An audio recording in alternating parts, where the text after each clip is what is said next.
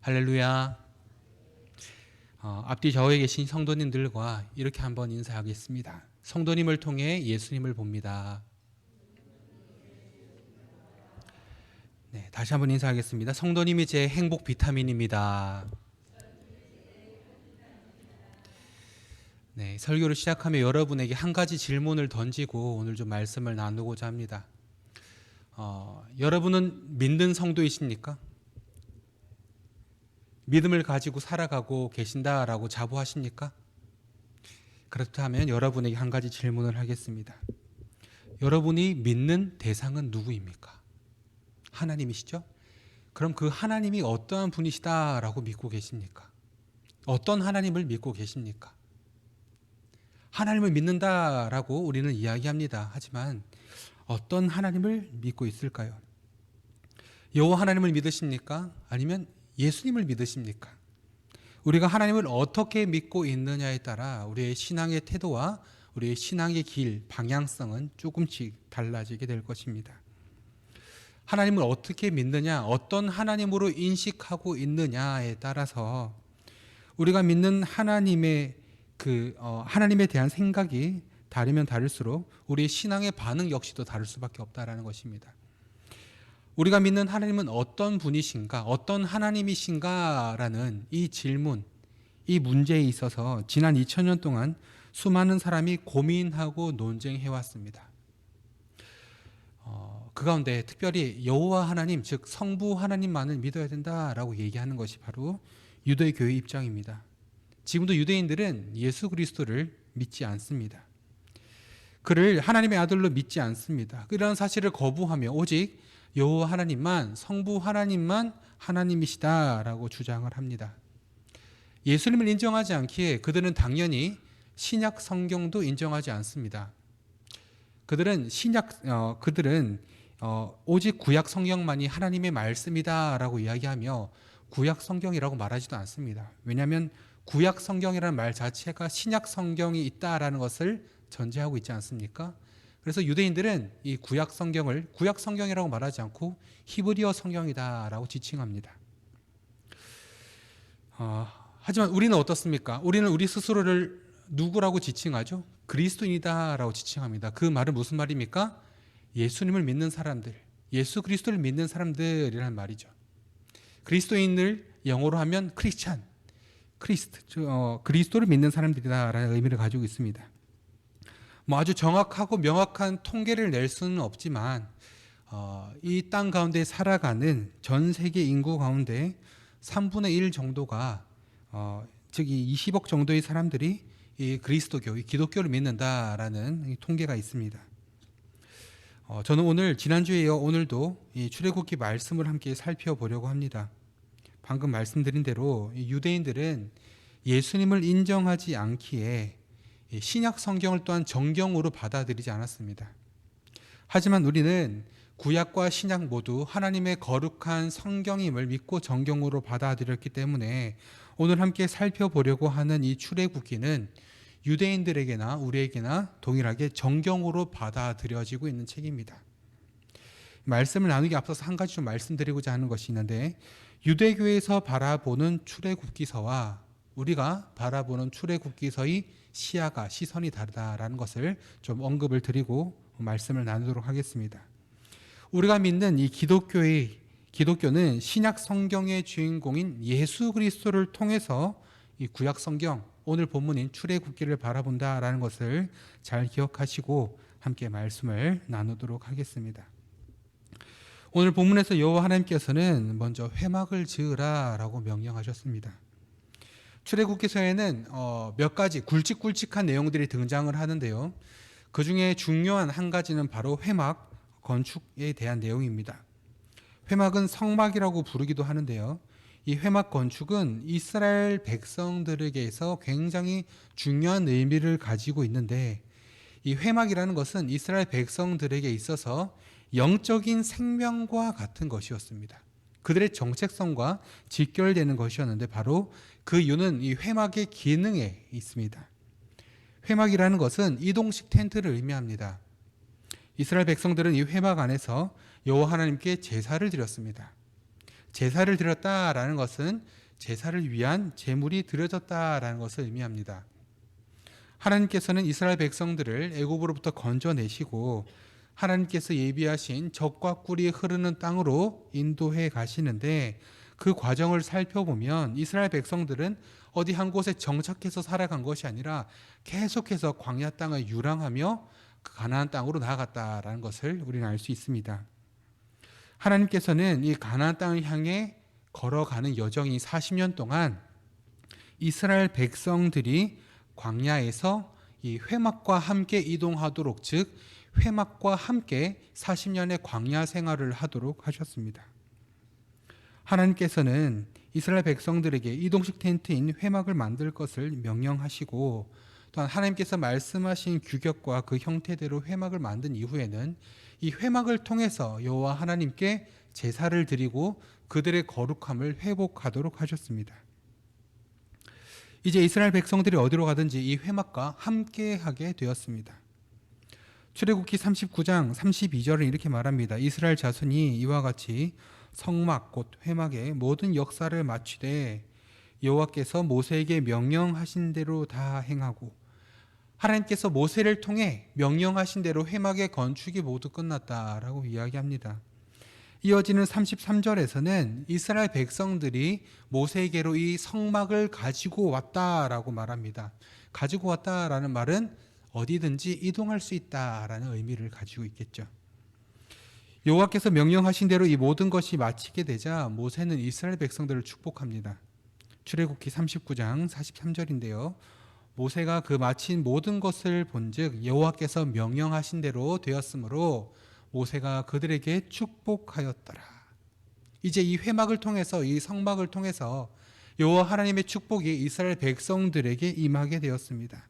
또한 이 성막에서 드려지는 제사들을 통해 거룩하지 못했던 이스라엘 백성들은 하나님께 드려지는 제사를 통해 거룩함을 회복하게 되어지며 죄를 용서받고 거룩한 백성으로 또 세워지게 되었습니다. 이 회막은 하나님과의 만남의 장소이며 거룩하신 하나님께서 이스라엘 백성들의 죄를 용서하시고 그들을 거룩하게 만드시는, 회복시키시는 거룩한 장소가 되었습니다. 시간이 지나고 솔로몬에 의해 예루살렘의 성전이 건축되어지므로 이제 이 성전이 이 성막의 기능을 대신하게 됩니다. 이 성막과 성전은 신약의 예수 그리스도를 의미하는데요. 성막과 성전에서 이루어진 제사를 통해 하나님께서는 이스라엘 백성들의 죄를 용서하시고 그들을 거룩하게 회복시키시며 그들에게 복을 주셨듯이, 이제 우리는 예수 그리스도를 통해서 우리의 모든 죄를 사함받고 씻음받고 거룩한 하나님의 자녀가 되어 하나님과 함께 할 수 있게 되었습니다. 지금도 여전히 유대인들은 성전 중심의 생활을 합니다. 성막과 성전에서 드려지는 제사가 이 땅 가운데 인간의 몸을 입고 오신 하나님의 아들이신 예수 그리스도를 통해서 성취되었다라는 것을 아직도 믿지 않습니다. 그들은 예루살렘을 거룩한 땅, 즉 성지라고 이야기합니다. 그리고 그곳을 순례해야만, 거룩한 곳으로 가야만 구원을 얻을 수 있다라고 생각을 합니다. 하지만 예수 그리스도를 통해 거룩한 백성이 된 우리는 더 이상 성전을 거룩한 곳으로 말하지 않습니다. 우리의 거룩은 성전이나 성지를 순례함으로 이루어지는 것이 아니라 예수 그리스도를 믿는 믿음으로 우리에게 주어진 것임을 우리가 믿고 있기 때문입니다. 하나님께서 사랑하시는 삼륜교회 성도님들, 우리는 더 이상 성막이나 성전에서 드려지는 제사를 통해 하나님을 만나지 않습니다. 우리는 예수 그리스도를 통해 하나님을 만나며 또한 하나님을 체험하며 살아갑니다. 예수님 우리와 함께 하시는 한 우리는 하나님과 영원히 함께 할 수 있습니다. 예수님은 마태복음 28장 20절을 통해 우리와 영원히 함께 하실 것을 약속하셨습니다. 마태복음 28장 20절입니다. 내가 너에게 분부한 모든 것을 가르쳐 지키게 하라. 볼지어다 내가 세상 끝날까지 너희와 항상 함께 있으리라 하시니라 라고 말씀하셨습니다. 살아가면서 우리가 겪는 수많은 어려움과 또 좌절로 인해 하나님이 우리와 함께하고 계시다라는 사실이 잘 느껴지지 않으십니까? 걱정과 염려가 우리의 마음을 지배하고 우리를 어렵게 만들고 있습니까? 우리와 영원히 함께하겠다라고 예수님께서 약속하셨습니다. 또한 그 약속대로 지금도 믿는 우리와 함께하고 계시고 우리와 함께 하시는 예수 그리스도를 통해 우리는 영원한 하나님의 자녀로 살아갈 수 있게 되었습니다. 영원히 우리와 함께 하시는 예수님으로 인해 또한 우리는 영원한 하나님의 자녀임을 기억함으로 믿음으로 삶의 문제를 극복하며 살아가는 우리 모두가 될 수 있기를 주님의 이름으로 축원합니다. 두 번째로 여호와의 영광이 회막에 충만히 임했다라고 본문은 말합니다. 본문 34절과 35절을 보면 이 성막을 봉헌한 이후에 구름이 회막에 덮이고 여호와의 영광이 성막에 충만하게 되었다라고 말합니다. 구름이 덮였다라는 것은 여호와의 임재를 상징하는 것입니다. 구름이 회막을 덮었다라는 것은 이 회막 가운데 누가 계시다라는 것입니까? 여호와 하나님이 이 회막 가운데 계시다라는 것을 우리에게 보여주는 겁니다. 여호와 하나님께서 그 가운데 계셨기에 여호와의 영광이 성막에 충만하게 되었다라고 본문은 말하고 있습니다. 신약 성경에서도 구름이 나타났다라는 표현들이 등장을 하는데요. 몇 군데만 좀 함께 살펴보도록 하겠습니다.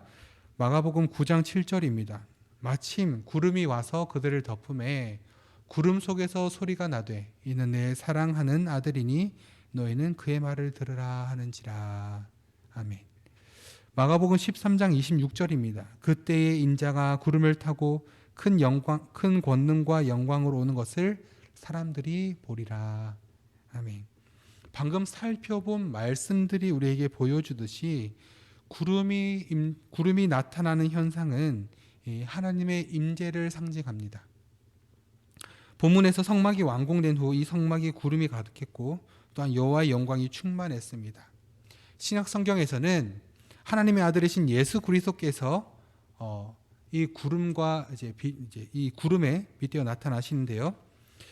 이 구름 예수 그리스도에게 바로 이 구름이 나타났고 그리고 하늘로 올라가신 예수님께서 다시 오실 때에도 이 구름을 타고 오실 것이다라고 예수님께서 여러 번 말씀하시기도 했습니다. 이것은 예수 그리스도는 하나님에 의해 창조된 인간이 아니라 사람이 아니라 전능하신 하나님의 아들이다라는 의미를 가지고 있습니다. 성막 위에 여호와의 영광이 가득했다라는 것은 결국 예수 그리스도를 통해 여호와의 영광이 임했다라는 것을 의미합니다. 요한복음 1장 14절입니다. 말씀이 육신이 되어 우리 가운데 거하심에 우리가 그의 영광을 보니 아버지의 독생자의 영광이요 은혜와 진리가 충만하더라. 누구의 영광입니까? 아버지의 독생자의 영광이다라고 말하고 있습니다. 우리는 보통 하나님께 영광을 돌려야 된다라고 이야기합니다. 우리는 하나님은 우리의 찬양과 영광을 받으시기 합당하신 분이시다라고 이야기합니다. 맞습니다. 우리는 우리의 삶을 통해 찬양과 영광을 받으시기 합당하신 하나님께 영광을 올려드려야 합니다. 그런데 그 영광은 오직 예수 그리스도를 통해서만 가능합니다. 하나님은 오직 그 아들이신 예수 그리스도를 통해서만 영광 받으시기를 원하십니다. 거룩하지 못하고 죄인이었던 우리가 예수 그리스도를 믿음으로 영광을 받으시기에 합당하신 하나님께 영광을 돌릴 수 있게 되었습니다.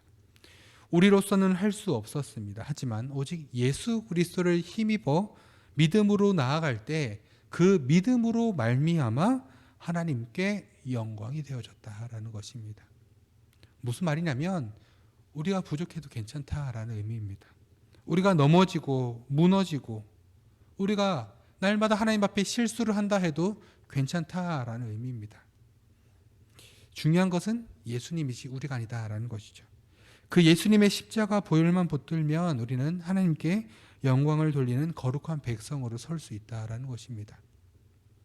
예수님을 굳게 붙드심으로 하나님께 영광을 돌리는 우리 모두가 될 수 있기를 주님의 이름으로 축원합니다. 마지막 세 번째로 여호와 하나님께서 불기둥과 구름 기둥으로 이스라엘 백성들을 인도해 주셨다라고 본문은 말합니다. 오늘 본문 37절과 38절 함께 보겠습니다. 구름이 떠오르지 않을 때에는 떠오르는 날까지 나아가지 아니하였으며 낮에는 여호와의 구름이 성막 위에 있고 밤에는 불이 그 구름 가운데 있음을 이스라엘의 온 족속이 그 모든 행진하는 길에서 그들의 눈으로 보았더라. 아멘. 지금 누가 이스라엘 백성들을 인도하고 계신 것일까요? 여호와 하나님께서 이스라엘 백성들을 인도하고 계신 것입니다. 지금처럼 GPS나 내비게이션이 없었습니다. 나침반도 없던 시대입니다. 이러할 때 하나님께서는 이스라엘 백성들을 신실하게 인도해 주시며 그들을 보호해 주셨다라고 본문은 말해주고 있습니다. 성막을 통해 죄를 용서받고 거룩한 백성이 된 이스라엘 백성들을 하나님께서 책임지시고 인도해 주고 계시다라는 것입니다. 오늘 본문을 잘 살펴보면 이 뜨거운 낮에는 구름으로 함께 하시고 기온이 떨어지는 밤에는 불기둥으로 이스라엘 백성과 함께 하시는데, 밤이 되면 구름이 사라진 것이 아닙니다. 본문을 잘 보면 밤이 되면 불이 그 구름 가운데 있었다라고 말합니다. 그럼 구름은 떠난 것입니까? 떠나지 아니한 것입니까? 떠나지 않은 것이다라는 것이죠. 구름이 있다라는 것은 무슨 의미라고요? 하나님의 임재. 낮이나 밤이나 하나님께서는 이스라엘 백성과 떠나시지 않았다라는 것을 의미합니다. 또한 이것은 신약에서는 예수님을 상징합니다. 죄를 용서받고 거룩한 백성이 된 이스라엘 백성들이 이 구름의 보호와 인도를 따라 살아갔던 것처럼 우리 역시도 광야와 같은 이 땅 가운데 살아감에 있어 하나님의 인도하심과 보호하심을 누리며 살아가고 있다라는 것입니다. 오늘날 우리는 마치 광야를 걸어 다녔던 이스라엘 백성들과 같이 한치 앞을 내다볼 수 없는, 내일의 소망과 기대를 품을 수 없는 삶을 살고 있는지도 모르겠습니다. 세상은 이러한 우리에게 헛된 소망과 기대를 줍니다. 우리로 하여금 낙담하게 만들기도 하고 좌절하게 만들기도 합니다. 그럼에도 불구하고 우리가 기대와 소망을 잊지 않아야 할 이유는 바로 하나님께서 우리와 함께하고 계시기 때문입니다. 하나님께서 이스라엘 백성들에게 약속하셨던 젖과 꿀이 흐르는 가나안 땅에 이스라엘 백성들이 도착하기까지 낮에는 구름 기둥으로 밤에는 불 기둥으로 이스라엘 백성과 신실하게 함께 하셨고 또한 그들을 지켜 보호해 주셨습니다.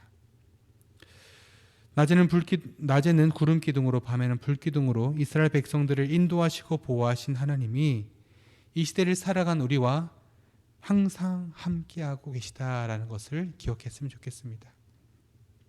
요한복음 14장 16절과 17절입니다.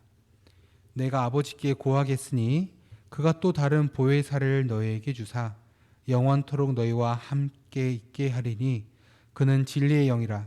세상 그를 능히 받지 못하나니 이는 그를 보지도 못하고 알지도 못함이라. 그러나 너희는 그를 아나니 그는 너희와 함께 거하심이요 또 너희 속에 계시겠음이라. 아멘. 하나님의 영이시며 예수의 영인 성령님께서 지금 이 시대를 살아가는 우리와 함께하고 계시고 영원히 함께 하겠다라고 약속하셨습니다. 광야 같은 이 세상에서 우리를 거룩한 백성으로 부르시고 영원히 우리와 함께 하시며 지켜 보호하시는 하나님의 동행을 날마다 경험하며 기쁨으로 반응하는 우리 모두가 될 수 있기를 주님의 이름으로 축원합니다. 구약의 회방을 통하여 임재하셨던 하나님은 신약에 그 예수 그리스도께서 그의 인간의 몸을 입고 그의 백성과 함께하기 위해 이 땅 가운데 오셨음을 의미하며 또한 지금 이 시대를 살아가는 우리 가운데 성령 하나님으로 함께하셔서 영원히 우리를 떠나시지 않고 우리를 보호하시며 인도하시는 것을 의미합니다. 부디 바라기는 회망에 임했던 여호와의 영광, 또한 그 회망을 통하여 선택되어진 이스라엘 백성을 거룩하게 하셨던 그 하나님의 일하심이 지금 이 시대를 살아가는 우리 가운데도 역사하고 계심을 기억하므로 우리와 함께하고 계신 하나님을 붙들어 세상이 우리에게 주는 어려움과 어떠한 환난 가운데서도 믿음으로 승리하는 우리 모두가 될 수 있기를 주님의 이름으로 축원합니다.